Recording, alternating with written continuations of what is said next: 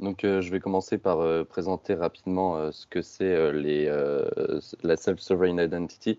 Je vais partir de façon très simple du départ de ce qu'on faisait au tout départ jusqu'à ce à quoi on arrive.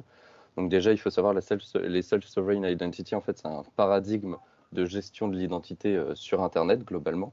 Donc, pour simplifier la chose, je vais prendre un exemple assez récent. Disons que vous venez de vous faire vacciner pour le Covid et que pour accéder à certains services, par exemple aller dans un immeuble ou quelque chose comme ça, il faille un certificat qui dise que vous avez bien été vacciné contre le Covid. Donc vous allez vous faire vacciner et vous avez votre médecin qui vous signe un papier qui dit que vous avez été vacciné. Donc le premier paradigme, ce qui se passait à la base sur Internet, c'était que vous vous y vacciné et à chaque fois que vous vouliez aller dans un nouveau bâtiment, vous alliez dans le bâtiment, vous montriez votre certificat qui a été signé par le médecin. Ensuite, le bâtiment va vous créer un compte en ligne. Et ce compte en ligne, après, vous pourrez le réutiliser et ils vont savoir que vous avez été vacciné parce qu'ils ont réécrit dans leur base de données, vous avez été vacciné. Donc, c'est ce que j'ai montré ici. Donc, à gauche, vous avez un utilisateur. Donc, c'est n'importe quelle personne qui va accéder à un service. Et à droite, ici, vous avez une personne, le I, c'est la personne qui va proposer un service. Donc, le paradigme de base, c'est ça. Vous arrivez avec votre assertion sur votre identité. Donc là, l'assertion, c'est j'ai bien été vacciné. Et une preuve du vaccin. Donc là, ça va être un certificat que le médecin vous a signé. Vous envoyez ça au service. Le service va ensuite vérifier que vous avez bien, que la preuve est une bonne preuve. Il va l'ajouter à sa base de données. Et ensuite, vous allez avoir un compte qui va être créé avec mot de passe et identifiant. Et quand vous allez vouloir revenir vers ce service, vous allez juste vous connecter avec votre compte. Vous envoyez votre requête, par exemple, je veux accéder au service. Le service va vérifier dans sa base de données que vous avez bien la bonne assertion sur votre identité, c'est-à-dire vous êtes bien vacciné. Et si oui, il va vous dire, OK, vous avez accès au service. Sinon, il va vous rejeter. Donc ça, globalement, ça pose énormément de problèmes parce que déjà, c'est-à-dire qu'il faut montrer sa preuve à chaque fois, à chaque service. C'est assez compliqué, on connaît pas le niveau de sécurité de chaque service, etc. Par exemple, on peut aller chez un service qui va ensuite avoir une base de données qui est totalement vérolée, qui va pouvoir être prise par n'importe qui. C'est pas forcément l'idéal. Donc ensuite, ce qui s'est passé, le deuxième cas, c'est le cas, ce que j'aime appeler un peu Google ou Facebook, c'est-à-dire des centralisateurs. Donc globalement, le schéma est exactement le même. Vous allez chez Google, vous leur donnez vous leur dites l'assertion sur votre identité et vous leur donnez la preuve. Ils insèrent ça dans leur base de données. Mais ensuite, Google va centraliser ça et va permettre de vous laisser accès à différents services. C'est-à-dire que là, vous avez un nouveau service qui est le rond V ici. Et au lieu de demander au service directement de vous créer un compte chez le service, vous allez demander à Google d'envoyer votre assertion sur votre identité directement au service auquel vous voulez accéder. Et étant donné que le service ici fait confiance à Google pour avoir bien vérifié votre assertion sur votre identité, le service va croire Google quand il vous dit l'utilisateur a bien cette assertion sur cette identité, je l'ai bien vérifié, et du coup il va pouvoir décider de vous donner l'accès ou non, comme précédemment. Mais là du coup on a un avantage, c'est que vous avez besoin de montrer une seule fois votre preuve, vous le mettez dans une seule base de données, et ensuite vous pouvez accéder à de multiples services différents. Par contre, ça laisse certains problèmes. De un, vous avez Google qui engrange énormément de données. Donc, niveau gestion de la vie privée, c'est pas optimal. Deuxièmement, il y a le problème du fait qu'il y ait énormément de données. Ça va être très attirant pour des potentiels attaquants. C'est-à-dire qu'il y a peut-être moins de chances qu'une attaque réussisse, mais la moindre attaque qui réussit contre la base de données de Google va être très très dérangeante parce qu'il va y avoir énormément de données qui vont en ressortir. Et donc, c'est là que la Self-Sovereign Identity intervient. Le but de la Self-Sovereign Identity, c'est de garder le principe de la centralisation dans le sens où c'est plus simple pour l'utilisateur, tout en enlevant le tiers de confiance et donc en enlevant cette centralisation.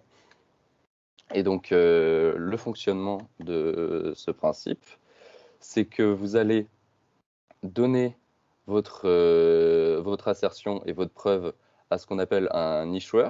L'issuer va vérifier votre assertion et votre preuve. Il va potentiellement l'ajouter à sa base de données, même si ce n'est pas obligatoire. Et ensuite, il va vous donner un certificat signé. Donc, avec une clé, l'issuer possède une paire clé publique, clé privée. Il va vous signer votre certificat. Et ensuite, quand vous allez aller chez un service qui fait confiance à cet issuer, vous allez lui montrer votre certificat signé et il va pouvoir ensuite décider. Donc, le fonctionnement est comme précédemment, sauf qu'il n'y a plus d'interaction directe avec l'issuer. Et il peut y avoir plus d'issuers dans le sens où le verifier, ici, le V, peut faire confiance à différents issuers. Il y a moins de besoin de centralisation. Et ici, vous voyez, j'ai rajouté quelque chose, j'ai écrit que dans cette partie-là, l'issuer donne un verifiable claim, donc VC, donc c'est l'assertion qui a été signée par l'issuer.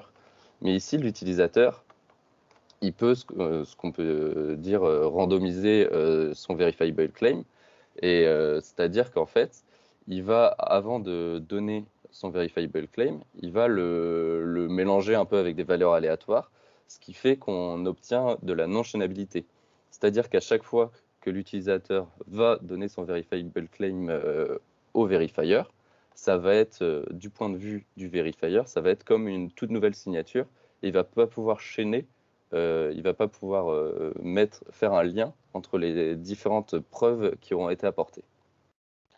Mais par contre, ici, on a potentiellement un problème, c'est que le verifier, il fait confiance à différents issuers, mais si il sait de quel issuer vient le verifiable claim, et c'est forcément le cas parce qu'il doit savoir d'où il vient pour pouvoir vérifier la signature, parce qu'il a besoin de connaître la clé publique de l'issuer, et on se retrouve dans un cas où le verifier peut trouver des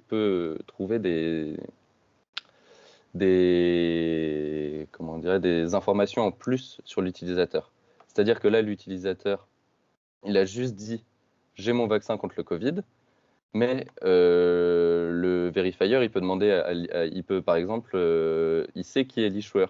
Donc l'issuer, par exemple, c'est un médecin de Rennes, c'est le médecin de l'hôpital de Pontchaillou, donc il sait que l'utilisateur s'est fait vacciner à Rennes, à Pontchaillou. Donc il peut inférer d'autres informations rien qu'en connaissant qui est l'issuer. Et donc c'est de là qu'est partie notre idée d'essayer de faire ce même process tout en essayant de cacher les issuers. C'est-à-dire que le verifier fait confiance à plusieurs issuers et ce qu'on veut, c'est que le verifiable claim que l'utilisateur donne au verifier, ce soit un verifiable claim qui peut être vérifié par le verifier sans la clé publique d'un seul issuer, avec une clé publique qui agrège toutes les clés publiques de l'issuer. Et donc, c'est ce qu'on a essayé de faire. Donc ici, je vous montre un peu ce que c'est le process de signature de la Self-Sovereign Identity, donc de ce que j'ai présenté au départ. Vous avez un issuer qui a une paire clé publique, clé privée. Donc la clé privée ici, c'est la clé verte, la clé publique, c'est la clé bleue. Vous avez un utilisateur qui a un message. Ici, le message, c'est « j'ai bien été vacciné ». Il le fait vérifier à l'issuer. L'issuer prend le message et le fait signer avec sa clé privée. Il en ressort un message signé. L'utilisateur randomise son message et l'envoie au verifier. Le verifier prend le message randomisé et la clé publique de l'issuer et il peut vérifier si la signature correspond bien. Et ensuite, il peut décider, c'est-à-dire donner l'accès, refuser l'accès ou autre décision en fonction du service. Et donc maintenant, nous, notre principe, c'est que du coup, le verifier, il fait confiance à plusieurs issuers, donc plusieurs médecins par exemple. On peut dire le médecin de Rennes, un médecin à Paris, un médecin à Toulouse. Donc là, vous avez les 3 médecins. Chacun ont une paire clé publique, clé privée. Donc là, la clé publique, ça va être la clé bleue. La clé privée, ça va être la clé rouge. L'utilisateur, lui, s'est fait vacciner par un médecin. Donc il fait signer son message qui est « j'ai été vacciné » par ce médecin. Le médecin la signe avec sa clé privée. Le médecin la signe avec sa clé privée, donc la clé rouge. On récupère le message donc comme précédemment. Sauf qu'on ne veut pas que le verifier puisse savoir que c'était ce médecin spécifique qui nous a vaccinés. Donc, ce qu'on fait, c'est que le verifier va lui aussi générer une biclé, clé privée, clé publique. Donc, la clé publique, ça va être la clé bleue qui agrège toutes les clés publiques de tous les issuers. Et il va associer à cette clé publique une clé privée, la clé violette. Et donc, l'utilisateur, dans son processus de randomisation qu'ici on appelle blind, il va mettre son message, il va mettre la clé publique du verifier, et ensuite, quand il va donner le résultat au verifier, le verifier, il pourra juste savoir que la clé vient d'un des issuers, mais il ne pourra pas décider lequel parmi les 3 est l'issuer. Et donc, ici, là, directement, on a quelque chose d'intéressant pour, comme j'ai dit, si je reviens ici, il y a plusieurs choses. Donc, première chose, on ne sait pas qui est l'issuer. Donc, si l'issuer, dans son nom, il dit d'où il vient, on enlève certaines informations. Mais il y a aussi autre chose, c'est que on agrège toutes les bases de données des issuers. C'est-à-dire que vu que le verifier ne sait pas d'où vient l'information, s'il veut demander aux issuers qui a cette caractéristique, donc là par exemple, qui s'est fait vacciner je sais pas, le 21 janvier par exemple, on pourrait imaginer qu'un médecin, un seul médecin, il a vacciné que 2 personnes le 21 janvier. Mais vu qu'on ne sait pas d'où provient le certificat, il peut provenir de tous les médecins, et l'ensemble des médecins, si on fait la somme de tous les vaccins qui sont faits, au lieu d'en avoir 2, on pourra en avoir une centaine. Donc il y a aussi un aspect statistique du fait que on a plus de mal ensuite de retrouver qui est la personne qui produit ce certificat. Et donc maintenant, je vais passer à un aspect un tout petit peu plus technique pour vous expliquer comment on fait ça. Donc pour faire ça, je fais un rapide détour par de la crypto. Donc le but, c'est de mettre en place une signature qui peut agréger des clés publiques. Donc je rappelle rapidement ce que c'est un groupe et un générateur pour ceux qui ne savent pas. Un groupe, c'est un objet mathématique. Donc on a un ensemble d'éléments. Donc c'est le G. On a une opération, c'est le point. Et on a un élément unité, là défini par le 1. Le 1, sachant que le 1 appartient au groupe G. Et donc ensuite, on a l'associativité de l'opération point. 1 qui est neutre, c'est-à-dire que A.1 égale A. Et on a tous les éléments du groupe ont un inverse qui est A puissance moins 1. Et A puissance moins 1 fois A égale 1. Ensuite, on peut composer l'addition point. Donc, si vous composez k fois l'addition point sur un seul élément, on note ça A puissance k. Donc là, pour l'instant, des choses très classiques. Ensuite, il y a l'ordre, ce qu'on appelle l'ordre du groupe, c'est le nombre d'éléments qu'il y a dans G. L'ordre d'un élément. Alors, l'ordre d'un élément, c'est le nombre d'éléments qu'on peut atteindre en utilisant la notation A puissance k. Donc, A puissance 1, vous allez obtenir 1. A puissance 2, vous allez obtenir un autre élément, etc. etc. Et on dit qu'un élément du groupe est générateur du groupe si il peut atteindre tous les éléments. c'est-à-dire a puissance 1 égale 1, a puissance 2 égale à un autre élément, etc., etc. Et il va atteindre tous les éléments du groupe. Voilà. Ensuite, on passe par les couplages bilinéaires. Donc, la notation entre crochets, ça veut dire que G1 est un générateur du groupe G1. Donc, petit G1 est un générateur du groupe G1. Donc, le couplage bilinéaire, c'est un morphisme, donc une application globalement, qui prend en entrée 2 entrées, donc un élément du groupe G1, un élément du groupe G2, et qui envoie ces 2 éléments vers un troisième groupe, G3, GT. Et la chose importante dans ce morphisme, c'est qu'on a cette propriété qui est la propriété de bilinéarité, c'est-à-dire que G1 puissance A, si on applique le morphisme avec G1 puissance A, c'est égal, on peut sortir le morphisme, on peut sortir la puissance, et c'est aussi égal à E de G1 G2 puissance A. Donc c'est exactement une bilinéarité, c'est comme une fonction linéaire sur les puissances ici. Ensuite, il y a 2 choses, c'est la non-dégénérescence. Ça, c'est pour dire, par exemple, parce que sinon, la fonction unitaire, E de G1, G2 renvoie tout sur 1, serait une fonction bilinéaire, mais serait totalement inutile dans notre cas. Et aussi le fait que ce soit facilement ou efficacement calculable, parce qu'on a besoin de l'utiliser dans des protocoles cryptographiques, et donc on a besoin de pouvoir le calculer en un temps plus ou moins restreint. Donc notre signature, elle s'est basée sur une signature qui existait déjà, qui est une signature créée par Poincheval et Sanders dans un papier qui s'appelle Short Randomizable Signature, qui utilise les couplages bilinéaires. Donc assez simplement, un issuer va produire une clé publique qui va être XY. XY, c'est 2 nombres aléatoires qu'il aura choisis dans Z.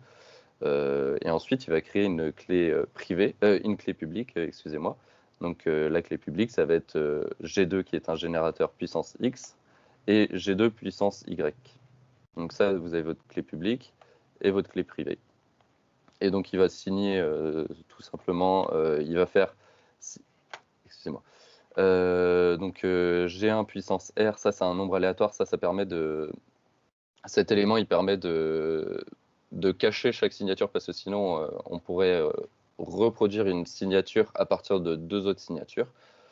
Et ensuite il va faire X plus MY, M étant votre message, donc le fait que vous étiez fait vacciner par exemple. Et étant entendu ici que le M, ça va être le H du message, parce que c'est plus simple de prendre des H de message vu qu'on veut arriver dans un espace restreint. Et la vérification se fait assez simplement. Ensuite, on utilise le couplage bilinéaire en faisant sigma 2. Donc sigma 2, c'est cette équation-là, virgule G2. Et on veut vérifier que c'est bien égal à sigma 1, donc G1 puissance R, fois et virgule X, donc Y. Donc ça, c'est les deux clés publiques, puissance le message. Et donc, j'ai fait rapidement le calcul pour vous ici. En appliquant, j'ai oublié un E ici, excusez-moi. En appliquant rapidement le couplage bilinéaire, on voit bien que si la signature est bien construite, on arrive à quelque chose qui fonctionne. Sachant que cette signature est ce qu'on appelle unforgeable against chosen message attack, ce qui veut dire qu'on ne peut pas créer d'autres signatures, quel que soit le nombre de signatures qu'on a demandé avant. Donc ça, c'est la sécurité maximum qu'on puisse demander à une signature. Et donc nous, on est parti de ce schéma-là. Et le problème dans ce schéma, c'est que la personne qui vérifie la signature est obligée de connaître le X et le Y. Et donc, pour remédier à ce problème qui identifie l'issuer, donc pour cacher l'issuer ici, au lieu de donner les X et les Y, ce qu'on va faire, c'est que la clé publique du verifier va être une agrégation de tous les X. Donc ça va être, il va y avoir plusieurs X, il va y avoir X1, X2, X3, X4. La clé publique du verifier va être G2 puissance x1 fois x2 fois x3 fois x4 fois jusqu'à tous les verifiers. Pareil pour le y, la clé publique va être G2 puissance y1, y2, y3. Ça, c'est ce qu'on appelle un engagement cryptographique, c'est-à-dire que le verifier s'engage à dire que si une clé publique, une signature qui a comme clé privée un des X que j'ai mis dans ma clé publique, je vais l'accepter. Donc le verifier s'engage cryptographiquement. Ensuite, l'utilisateur va lui aussi faire un engagement cryptographique à lui, par contre, une clé spécifique, donc une clé publique spécifique, mais qui va randomiser pour pas qu'elle soit identifiable. Et ensuite, le verifier, ce qu'il va faire, c'est qu'il va vérifier que cet engagement correspond bien à certaines règles. Et ensuite, il va vérifier tout simplement la signature de base que nous avons définie ici. Et on arrive à prouver avec ça qu'on a la même propriété de non-forgeabilité contre des messages choisis et que l'issuer est caché. Et ensuite, on arrive aussi à avoir d'autres propriétés intéressantes qui peuvent permettre d'arriver à plus de propriétés, ensuite à plus d'utilisation, parce que là, on a l'utilisation de base qui est de montrer un message, mais on peut avoir d'autres volontés, par exemple, faire un vote électronique. Dans le cas du vote électronique, il faut avoir une autre d'autres propriétés. On peut aussi vouloir que la personne qui reçoit une signature ne puisse pas la transmettre à quelqu'un d'autre. Donc, par exemple, moi, je me suis fait vacciner, mais l'autorité ne veut pas que je refile mon certificat de vaccin à quelqu'un d'autre qui ne s'est pas fait vacciner et qui puisse l'utiliser pour dire moi, je me suis fait vacciner alors qu'il ne s'est pas fait vacciner. Ça, c'est une autre propriété qu'on peut avoir grâce à notre signature qui n'est pas inhérente à Punchval-Sanders. Donc, c'est une propriété qu'on rajoute, par exemple. Et aussi le fait de pouvoir révoquer l'anonymat des issuers, qui peut potentiellement être utile dans le cas où on veut un peu d'auditabilité. On veut pouvoir savoir qui était l'issuer qui a signé ce message. Et voilà, et donc là, on travaille encore un peu là-dessus sur les preuves, sur l'efficacité des calculs et sur les preuves de chaque autre propriété qui ne sont pas les propriétés principales de la signature. Merci.